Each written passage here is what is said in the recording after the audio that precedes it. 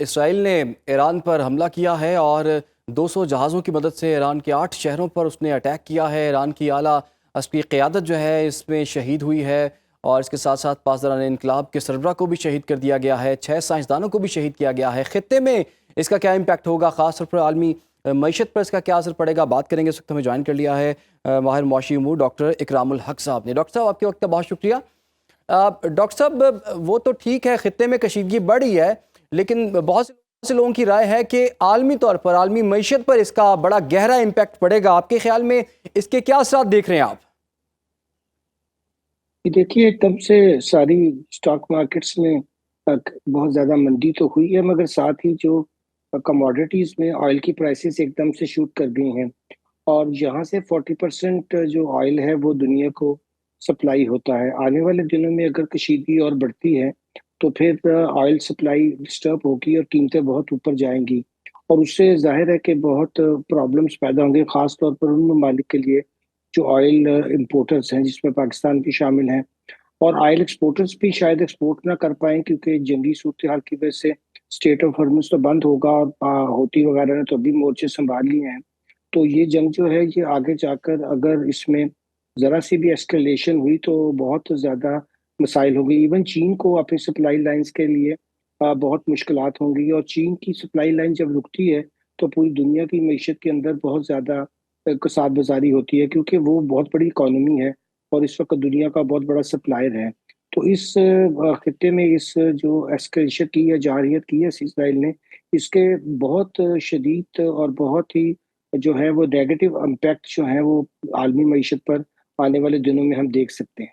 अच्छा डॉक्टर साहब, Donald Trump का इसमें क्या रोल आप देख रहे हैं? क्योंकि जब भी जंग होती है, कोई कहीं भी जंग चल रही होती है, डोनाल्ड ट्रंप कहते हैं कि मैं जंगे नहीं चाहता, लेकिन इस कॉन्फ्लिक्ट में उन्होंने अपने आप को एक तो दूर रखा है, कहा है कि इसमें मेरा कोई रोल नहीं है, लेकिन हमें पता ज़रूर था।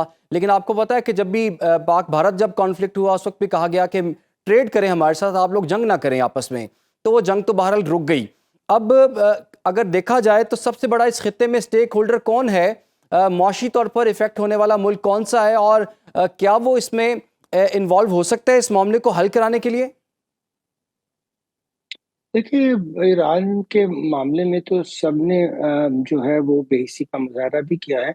एक दिन पहले जो उन्होंने करारदाद वहां पास करवाई है यूनाइटेड नेशन में कि ये एटॉमिक जो एनर्जी मिशन के जो है वो पूरे नहीं कर रहे हैं, तो उसमें जाहिर है कि चाइना के खिलाफ जो था एक महाज भी था कि चाइना का करीब हो रहा है अगर ईरान के, तो इसको कैसे दूर किया जाए। वहाँ अगरचे रूस और चाइना ने जो है उसको वीटो किया, मगर आपने देखा कि पूरा यूरोपियन ब्लॉक जो था, जिसमें फ्रांस, जर्मनी और अमेरिका, ये अब एक तरफ थे। उधर यूक्रेन की जंग में तो आपने देखा इनके दरमियान कोई फ्रैक्शन पैदा हुई, मगर जब मामला इसराइल का आता है तो वो इनको एक तरह से होस्टेज ही उसने बनाया हुआ है। अब अमेरिका के ना चाहने के बावजूद भी ऐसी सूरत हाल पैदा कर दी गई है कि अगर इसमें अमेरिका लग लग रहता है तो बहुत उसके लिए मेरा ख्याल है इसको रेजिस्ट करना मुश्किल होगा। क्योंकि जैसे ही ईरान ने कोई जवाबी हमला किया तो यकीनी तौर पर ईरानी कह रहे हैं कि इसमें अमेरिका की कनाइबेंस शामिल है और हम उसको भी स्पेयर नहीं करेंगे। और ये बात आगे जाकर पीली और नीली अमेरिका को भी इस जंग में जो है वो घसीट सकती है। और यही खदशा है कि इस मिडल ईस्ट के अंदर अगरचे सारी रियासतें जो हैं वो भी ईरान को पसंद नहीं करती हैं, मगर अगर उन्होंने इस मौका पर शदीद मजम्मत नहीं की या अपना कोई स्ट्रॉन्ग रद्द-ए-अमल ज़ाहिर नहीं किया तो उनके अपने अवाम भी उनके खिलाफ खड़े हो सकते हैं। क्योंकि ये गाज़ा से लेकर अब तक जो इसराइल का ये फ्रंट सारी जगह खोलना है, चाहे वो बेरूत हो, चाहे वो शाम हो, अब गाज़ा है, किसी इलाके को नहीं उन्होंने छोड़ा। और आखिरी जो दूर-दराज पोस्ट रह गई थी यानी ईरान की, उसको भी उन्होंने अटैक किया है। और इस लिहाज से बिल्कुल क्लियर साबित हो रहा है कि नेतन्याहू जो है वो दुनिया को एक जंग में इसलिए भी धकेल रहे हैं कि उनके ऊपर सीरियस एलिगेशंस हैं। ज़ाहिर है वो वॉर क्राइम में तो ऑलरेडी इनको मतलूब है ही हैं, मगर अपनी मुल्क के अंदर भी वो करप्शन में इन्वॉल्व हैं और बहुत से उनके ऊपर सीरियस चार्जेस हैं। अगर आज वो जंग बंद करते हैं तो कल उनकी अपने मुल्क में भी अरेस्ट होने का खदशा है। तो ये एक जंगी जुनून है जो उन्होंने इसलिए भी शुरू किया है कि वो अपनी भी बका चाहते हैं। मगर अब वो रानी लोगों को पैगाम देना शुरू हो गए हैं कि अब मैं आपको एक जालिम हुकूमत से जो 46 ईयर से आप पे लागू है उसको खत्म करने के लिए आपकी मदद कर रहा हूँ। तो इस तरह की बातें करने से वो चाह रहे हैं कि एक तो ज़ाहिर है कि वो एक तरह की फूट पैदा करें, वहाँ ईरान के अंदर भी कुछ आवाज़ें ऐसी हों कि जो ज़ाहिर है रजीम को पसंद नहीं करती होंगी। मगर इस वक़्त उनका जो हदफ़ है वो मेरे ख़्याल में सिर्फ़ एक मुल्क नहीं है। वो पूरे मिडल ईस्ट के अंदर अपनी बड़ी रियासत बनाने के जिनके ख़्वाब थे, वो उसको पूरा करना चाहते हैं। ये वही ख़्वाब है जो भारत अखंड भारत की शक्ल में अब उन्होंने देखा है। इस वक़्त हिंदुत्व और ज़ायनिस्ट तकरीबन एक ही लाइन पर सोच रहे हैं कि किसी तरह हम ज़्यादा से ज़्यादा मुस्लिम रियासतों को, मुस्लिम लोगों को तंग कर सकें और ये एजेंडा आगे जाकर किसी बहुत बड़ी तीसरी जंग अज़ीम का पेशगामा भी साबित हो सकता है।